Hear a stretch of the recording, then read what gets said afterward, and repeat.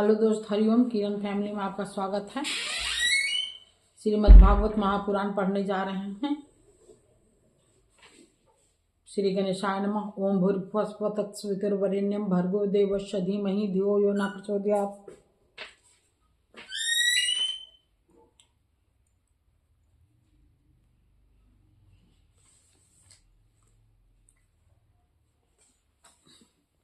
श्री राधा कृष्णाभ्याम नमः। श्रीमद् भागवत महापुराण प्रथम खंड पंचम स्कंद अतः चतुर्दशो अध्याय।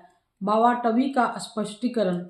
श्री सुखदेव जी कहते हैं, राजन, देह अभिमानी जीवों के द्वारा सत्वादि गुणों के भेद से शुभ, अशुभ और मिश्र तीन प्रकार के कर्म होते हैं। उन कर्मों के द्वारा ही निर्मित नाना प्रकार के शरीरों के साथ होने वाला जो संयोग, वियोग आदि रूप अनादि संसार जीव को प्राप्त होता है, उसके अनुभव के 6 द्वार हैं। मन और 5 ज्ञानेंद्रिया। उनसे विवश होकर यह जीव मार्ग भूलकर भयंकर वन में भटकते हुए धन के लोभी वनिजारों के समान परम समर्थ भगवान विष्णु के आश्रित रहने वाली माया की प्रेरणा से बिहर वन के समान दुर्गम मार्ग में पड़कर संसार वन में जा पहुंचता है। यह वन शमशान के समान अत्यंत अशुभ है। इसमें भटकते हुए उसे अपने शरीर से किए हुए कर्मों का फल भोगना पड़ता है। यहाँ अनेकों विघ्नों के कारण उसे अपने व्यापार में सफलता भी नहीं मिलती, तो भी यह उसके श्रम को शांत करने वाले श्री हरि एवं गुरुदेव के चरणारविंद मकरंद मधु के रसिक भक्त भ्रमरों के मार्ग का अनुसरण नहीं करता। इस संसार वन में मन सहित 6 इंद्रियां ही अपने कर्मों की दृष्टि से डाकुओं के समान है। पुरुष बहुत सा कष्ट उठाकर जो धन कमाता है, उसका उपयोग धर्म में होना चाहिए। वही धर्म यदि साक्षात भगवान परम पुरुष की आराधना के रूप में होता है, तो उसे परलोक में निःश्रेयस का हेतु बतलाया गया है।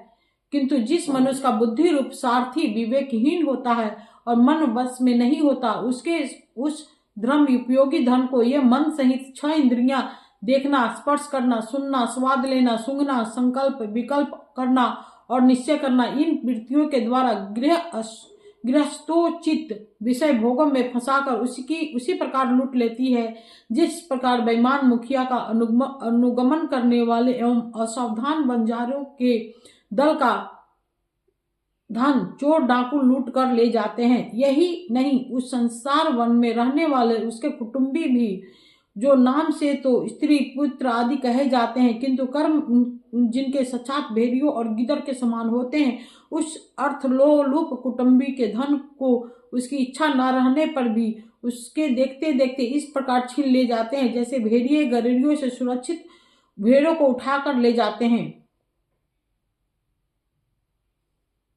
जिस प्रकार यदि किसी के खेत के बीजों को अग्नि द्वारा जला न दिया गया हो, तो प्रतिवर्ष जोतने पर भी खेती का समय आने पर वह फिर झाड़ झखार लता और तृण आदि से गहन हो जाता है। उसी प्रकार यह गृहस्थ आश्रम भी कर्म भूमि है। इसमें भी कर्मों का सर्वथा उच्छेद कभी नहीं होता, क्योंकि यह घर कामनाओं की पिटारी है। उस गृहस्थ आश्रम में आसक्त हुए व्यक्ति के धन रूप बाहरी प्राणों को डांस और मच्छरों के समान नीच पुरुषों से तथा टिड्डी, पक्षी, चोर और चूहे आदि से क्षति पहुंचती रहती है। कभी इस मार्ग में भटकते भटकते यह अविद्या, कामना और कर्मों से कलुषित हुए अपने चित्त से दृष्टि दोष के कारण इस मर्त्य लोक को, जो गंधर्व नगर के समान असत्य है, सत्य समझने लगता है।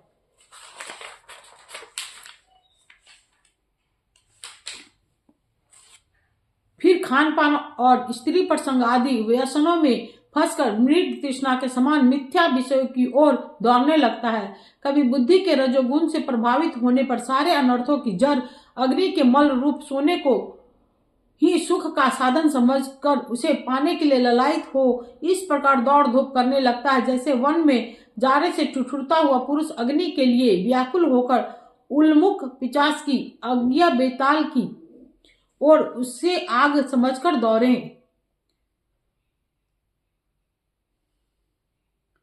कभी इस शरीर को जीवित रखने वाले घर, अन्न, जल और धन आदि में अभिनिवेश करके इस संसार संसार आरण्य में इधर उधर दौड़ धूप करता रहता है। कभी बवंडर के समान आंखों में धूल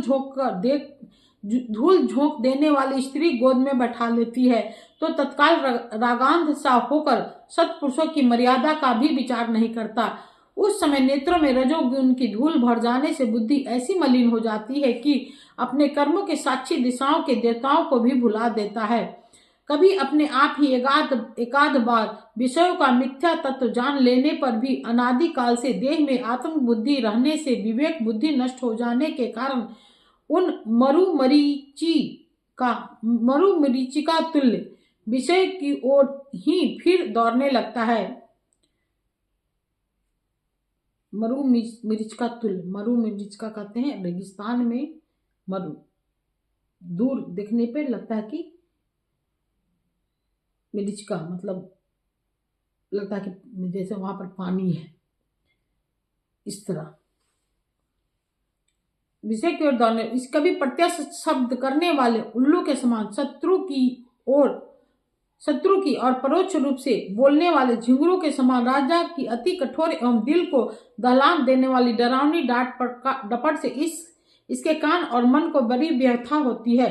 पूर्व पुण्य छीन हो जाने पर यह जीवित ही मुर्दे के समान हो जाता है, जो कारस्कर एवं काकतुंड आदि जहरीले फलों वाले पाप वृक्षों जो कारस्कर एवं काकतुंड आदि जहरीले फलों वाले पाप वृक्षों इसी प्रकार की दूषित लताओं और विषैले कुओं के समान है, तथा जिनका धन इस लोक और परलोक दोनों के ही काम में नहीं आता और जो जीते हुए भी मुर्दे के समान है, उन कृपण पुरुषों का आश्रय लेता है।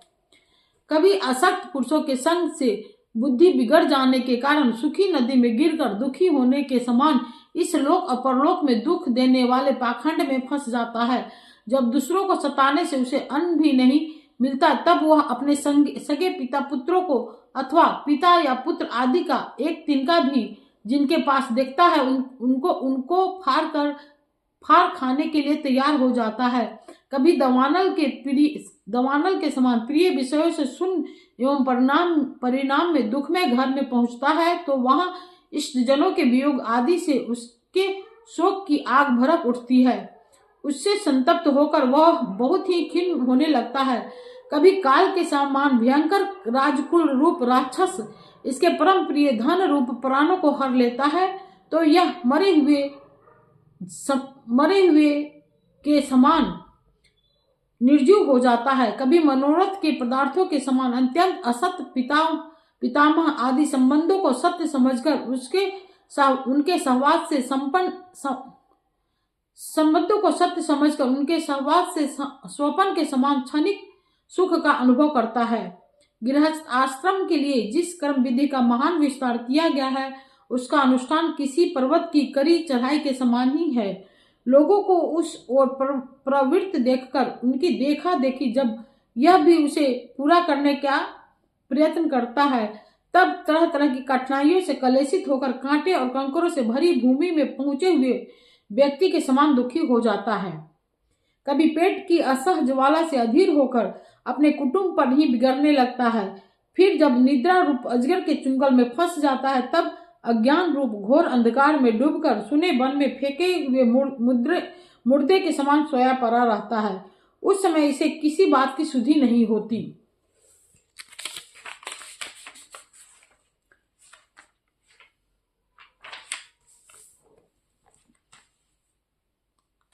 कभी दुर्जन रूप काटने वाले जीव इतना काटते तिरस्कार करते हैं कि इसके गर्भ रूप दांत जिनसे यह दूसरों को काटता था टूट जाते हैं। तब इसे अशांति के कारण नींद भी नहीं आती तथा मर्म वेदना के कारण क्षण क्षण में विवेक शक्ति छीन होते रहने से अंत में अंधे की भांति यह नरक रूप अंधे कुएं में जा गिरता है। कभी विषय सुख रूप मधुकणों को ढूंढते ढूंढते जब तक यह लुक छिपकर पर स्त्री या पर धन को उड़ाना चाहता है तब उनके स्वामी या राजा के हाथ से मारा जाकर ऐसे नरक में जा गिरता है जिसका ओर छोर नहीं है। इसी से ऐसा कहते हैं कि प्रवृत्ति मार्ग में रहकर किए हुए लौकिक और वैदिक दोनों ही प्रकार के कर्म जीव को संसार की ही प्राप्ति कराने वाला है। यदि किसी प्रकार राजा आदि के बंधन से छूट भी गया तो अन्याय से अपहरण किए हुए उन स्त्री और धन को देवदत्त नाम का कोई दूसरा व्यक्ति छीन लेता है और उसके विष्णु मित्र नामक कोई तीसरा व्यक्ति झटक लेता है। इस प्रकार वे भोग एक पुरुष से दूसरे पुरुष के पास जाते रहते हैं, एक स्थान पर नहीं ठहरते। कभी कभी शीत और वायु आदि अनेकों आदि दैविक, आदि भौतिक और आध्यात्मिक दुख की स्थितियों के निवारण करने में समर्थ न होने से यह अपार चिंताओं के कारण उदास हो जाता है। कभी परस्पर लेन देन का व्यवहार करते समय किसी दूसरे का थोड़ा सा दमड़ी भर अथवा इससे भी कम धन चुरा लेता है तो इस बेईमानी के कारण उससे बैर ठन जाता है।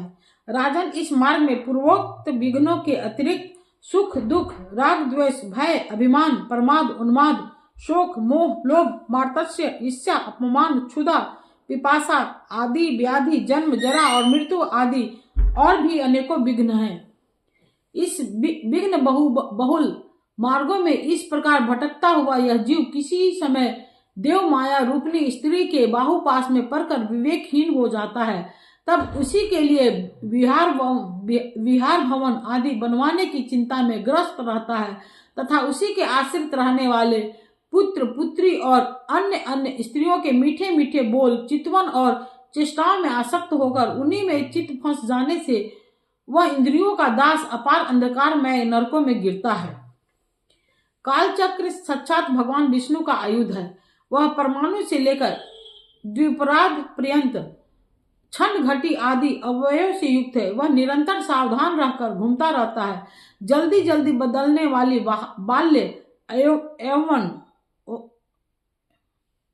आदि अवस्थाएं ही उसका वेग है।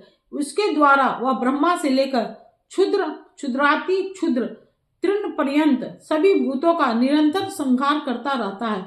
कोई भी उसकी गति में बाधा नहीं डाल सकता। उससे भय मानकर भी जिनका यह काल चक्र नीच आयुध है, उन साक्षात भगवान यज्ञ पुरुष की आराधना छोड़कर यह मंदमती मनुष्य पाखंडियों के चक्कर में पड़कर उनके कंक, गिद्ध, बगुला और बटेर के समान आर्य शास्त्र बहिष्कृत देवताओं का आश्रय लेता है, जिनका केवल वेद बाह अप्रमाणिक आगमों ने ही उल्लेख किया है। ये पाखंडी तो स्वयं ही धोखे में है।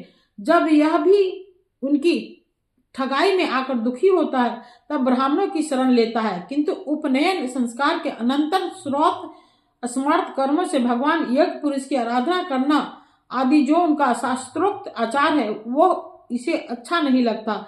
इसलिए वेदोक्त आचार के अनुकूल अपने में शुद्धि न होने के कारण यह कर्म शून्य क्षुद्र कुल में प्रवेश करता है, जिसका स्वभाव वानरों के समान केवल कुटुंब पोषण और स्त्री सेवन करना ही है। वह बिना रोक टोक स्वच्छंद विहार करने से इसकी बुद्धि अत्यंत दीन हो जाती है और एक दूसरे का मुख देखना आदि विषय भोगों में फंसकर इसे अपने मृत्यु काल का भी स्मरण नहीं रहता।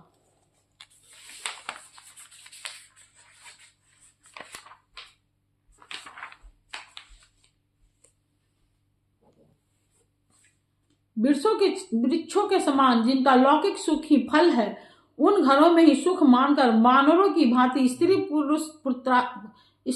पुत्रादि में आसक्त होकर यह अपना सारा समय मैथुन आदि विषय भोगों में ही बिता देता है।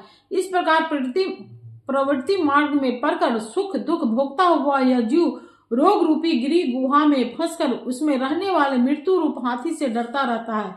कभी कभी शीत, वायु आदि अनेक प्रकार के आदि दैविक, आदि भौतिक और आध्यात्मिक दुखों की निवृत्ति करने में जब असफल हो जाता है तब उस समय वह अपार विषयों की चिंता से यह खिन्न हो उठता है। कभी आपस में क्रय विक्रय आदि व्यापार करने पर बहुत कंजूसी करने से इसे थोड़ा सा धन हाथ लग जाता है। कभी धन नष्ट हो जाने से जब इसके पास सोने बैठने और खाने आदि की भी कोई सामग्री नहीं रहती तब अपने अभीष्ट भोग न मिलने से यह उन्हें चोरी आदि बुरे उपायों से पाने का निश्चय करता है। इससे इसे जहां तहां दूसरों के हाथ से बहुत अपमानित होना पड़ता है। इस प्रकार धन की आसक्ति से परस्पर वैर भाव बढ़ जाने पर भी यह अपनी पूर्व वासना से विवश होकर आपस में विवाह आदि संबंध करता और छोड़ता रहता है।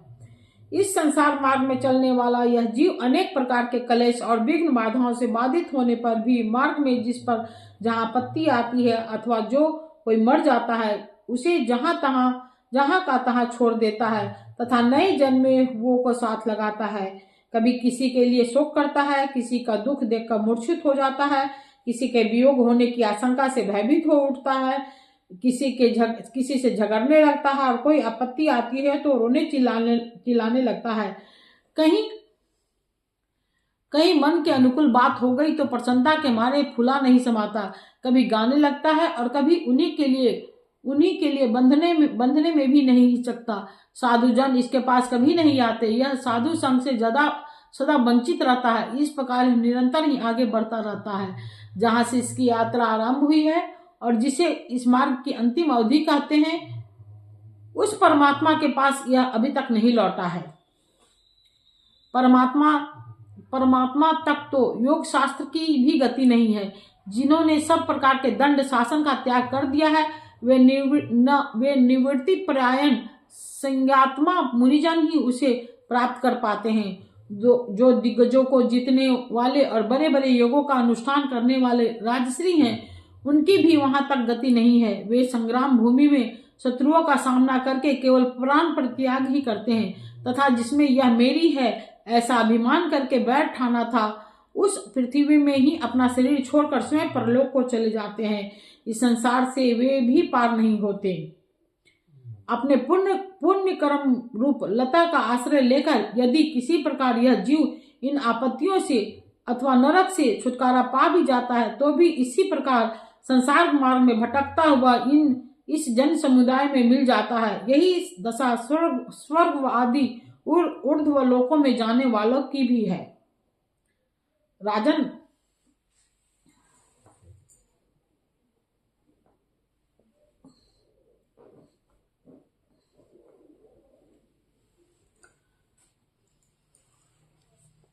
राजश्री भरत के विषय में पंडित जन ऐसा कहते हैं, जैसा गरुड़ जी की होर कोई मक्खी नहीं कर सकती, उसी प्रकार राजश्री महात्मा भरत के मार्ग का कोई अन्य राजा मन से भी अनुसरण नहीं कर सकता।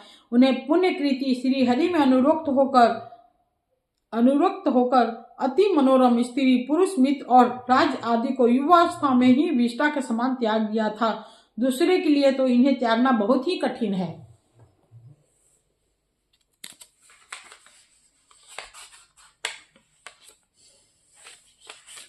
उन्होंने अति दुस्त्यज पृथ्वी, पुत्र, स्वजन, संपत्ति और स्त्री की तथा जिनके लिए बड़े बड़े देवता भी ललायित रहते हैं, किंतु जो स्वयं उनकी दया दृष्टि के लिए उन पर दृष्टिपात करती रहती थी, उस लक्ष्मी की भी लेच मात्र इच्छा नहीं की। यह सब उनके लिए उचित ही था, क्योंकि जिन महानुभावों का चित्त भगवान मधुसूदन की सेवा में अनुरक्त हो गया है, उनकी दृष्टि में मोक्ष पद भी अत्यंत तुच्छ है। उन्होंने मृग शरीर छोड़ने की इच्छा होने पर उच्च स्वर से कहा था कि धर्म की रक्षा करने वाले धर्मानुष्ठान में निपुण योग गम्य सांख्य के प्रतिपाद प्रकृति के अधीश्वर यज्ञमूर्ति सर्वांतरयामी श्री हरि को नमस्कार है। राजन राजश्री भरत के पवित्र गुण और कर्मों की भक्तजन भी प्रशंसा करते हैं। उनका यह चरित्र बड़ा कल्याणकारी, आयु और धन की वृद्धि कराने वाला, लोक में सुयश बढ़ाने वाला और अंत में स्वर्ग तथा मोक्ष की प्राप्ति कराने वाला है। जो पुरुष इसे सुनता या सुनाता है और इसका अभिनंदन करता है, उसकी सारी कामनाएं स्वयं ही पूर्ण हो जाती है, दूसरे से उसे कुछ भी मांगना नहीं पड़ता। इति श्रीमद्भागवते महापुराणे परमहंस्यां संहितां पंचम स्कंदे भरतोपाख्यान पारोच्य विवरणम नाम चतुर्थो अध्याय। अतः पंचमो अध्याय भारत के वंश का वर्णन। श्री सुखदेव जी कहते हैं, राजन भरत जी का पुत्र सुमिति था। वह पहले कहा जा चुका है कि उसने ऋषभ देव जी के मार्ग का अनुसरण किया। इसलिए कलियुग में बहुत से पाखंडी अनार्य पुरुष अपनी दुष्ट बुद्धि से वेद विरुद्ध कल्पना करके उसे देवता मानेंगे। उसकी पत्नी बिरध सेना से देवताजित नामक उसकी पत्नी बिरध सेना से देवताजित नामक पुत्र हुआ। देवताजित के असुरी के गर्भ से देवधुन के धेनुमती से परमेष्टि और उसके सुवर्चला के गर्भ से प्रति नामक पुत्र हुआ। इसने अन्य पुरुषों को आत्मविद्या का उपदेश देकर स्वयं शुद्ध चित्त होकर परम पुरुष श्री नारायण का साक्षात अनुभव किया था। प्रति की भार्या सुवर्चला के गर्भ से प्रतिहर्ता, प्रस्तोता और उद्गाता नाम के 3 पुत्र हुए। ये यज्ञ आदि कर्मों में बहुत निपुण थे। इनमें प्रतिहर्ता की भार्या स्तुति थी। उसके गर्भ से अज और भूमा नामक 2 पुत्र हुए। भूमा के ऋषि कुल्या से उद्गित, उसके देव कुल्या से प्रस्ताव और प्रस्ताव के नियुत्सा के गर्भ से विभु नामक पुत्र हुआ। विभु के रति के उदर से पृथुसेन के आकृति से नक्त और नक्त के दुर्ति के गर्भ से उदारकृति राशि प्रवर गय का जन्म हुआ। यह जगत की रक्षा के लिए सत्व गुण को स्वीकार करने वाले साक्षात भगवान विष्णु के अंश माने जाते थे। संयम आदि अनेकों गुणों के कारण इनकी महापुरुषों में गणना की जाती है। महाराज गय ने प्रजा के पालन पोषण, रंजन, लाड़, चाव, शासन आदि करके तथा तरह तरह के योगों का अनुष्ठान करके निष्काम भाव से केवल भगवत प्रीति के लिए अपने धर्मों का आचरण किया। इससे उनके सभी कर्म सर्वश्रेष्ठ परम पुरुष परमात्मा श्री हरि के अर्पित होकर परमार्थ रूप बन गए थे। इससे तथा ब्रह्मवेता महापुरुषों के चरणों की सेवा से उनके भक्ति योगी की प्राप्ति हुई। तब निरंतर भगवत चिंतन करके उन्होंने अपना चित्त शुद्ध किया और देहादि अनात्म वस्तुओं से अहम भाव हटाकर वे अपने आत्मा को ब्रह्म रूप अनुभव करने लगे। यह सब होने पर भी वे निर्भीमान होकर पृथ्वी का पालन करते रहे। परीक्षित प्राचीन इतिहास को जानने वाले महात्माओं ने राजश्री गय के विषय में यह गाथा कही है। अहो, अपने कर्मों से महाराज गय की बराबरी और कौन राजा कर सकता है। वे साक्षात भगवान की ही कला थे। वे साक्षात भगवान की कला ही थे। उन्हें छोड़कर और कौन इस प्रकार का योगों का विधिवत अनुष्ठान करने वाला, मनस्वी, बहुज्ञ, धर्म की रक्षा करने वाला, लक्ष्मी का प्रिय पात्र, साधु समाज का शिरोमणि और सत्य पुरुषों का सत्ता सेवक हो सकता है। सत्य संकल्प वाली परम साध्वी श्रद्धा, मैत्री और दया आदि दक्ष कन्याओं ने गंगा आदि नदियों के सहित बड़ी प्रसन्नता से उसका अभिषेक किया था तथा उनकी इच्छा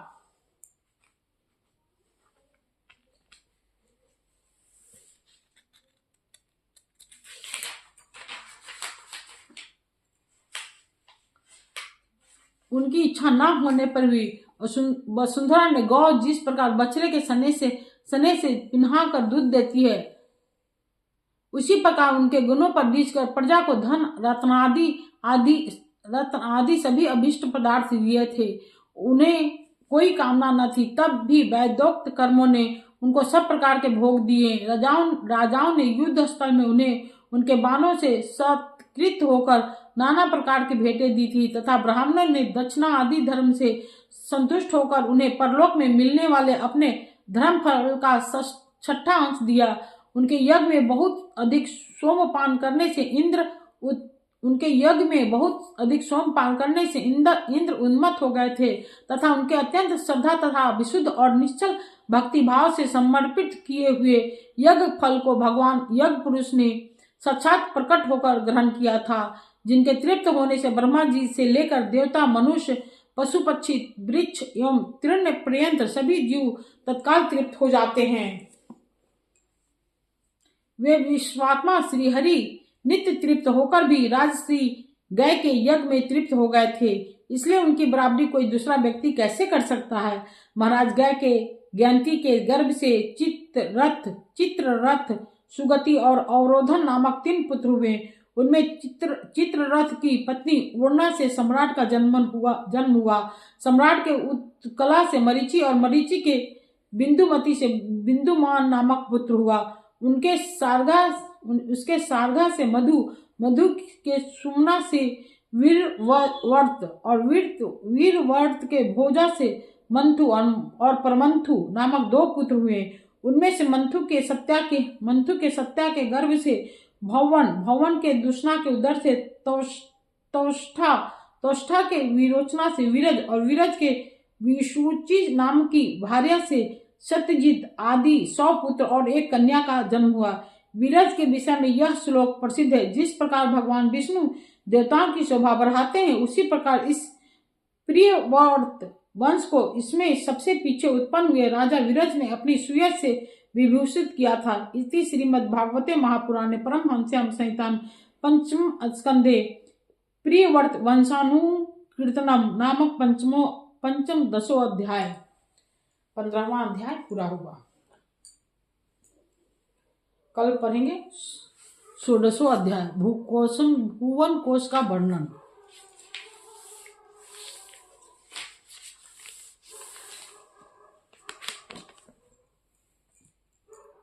ओम भूर्भुवः स्वः तत्सवितुर्वरेण्यं भर्गो देवस्य धीमहि धियो यो न प्रचोदयात्।